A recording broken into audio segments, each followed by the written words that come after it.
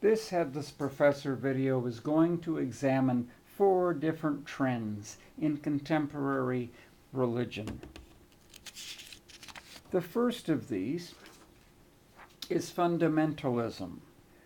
This is the tendency to embrace one's religious tradition, especially scripture, to interpret it literally and attempt to apply it to everyday life. A fundamentalist Christian is going to look to the Bible for answers to life's questions. A fundamentalist Jew, an Orthodox Jew, is going to take a look at the Torah and the Talmud and guide his whole life around these. A fundamentalist Muslim will look to the Quran for these kinds of questions about how to live daily life. A second trend in contemporary religion is atheism.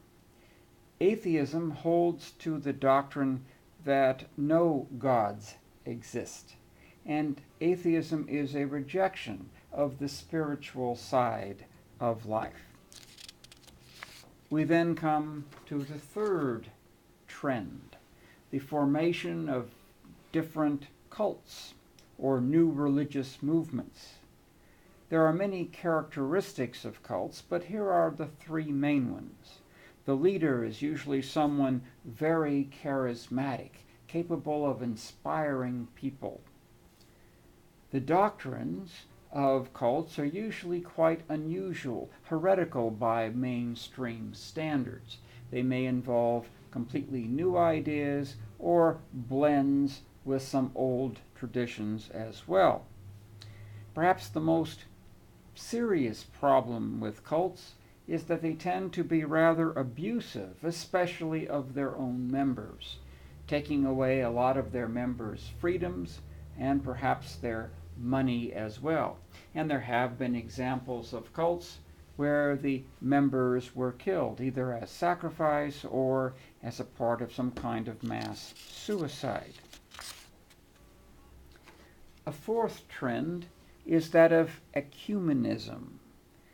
Ecumenism emphasizes tolerance for other religious traditions and an attempt to develop common rituals and common work on ethics.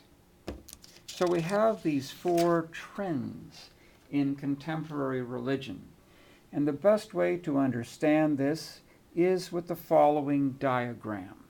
We see that there are 3 different forces pulling contemporary religion in different directions: fundamentalism, cults, and atheism. Indeed, atheism is opposed to both fundamentalism and cults. The cults are trying to move away from the traditional view of religion and the traditional view of non-religion. So what we have here are these 3 different poles, and think of ecumenism as something in the middle. Ecumenism affirms religious traditions, so it rejects atheism, but it appreciates the secular part of atheism, the idea that no one religion should dominate. Ecumenism rejects the rigidity of fundamentalism, but it appreciates the rootedness in existing religious traditions. And ecumenism rejects the abusiveness of certain cults, yet it likes the idea of the energy that cults often inspire. If you have comments on this or other videos, contact me, brink@usa.com.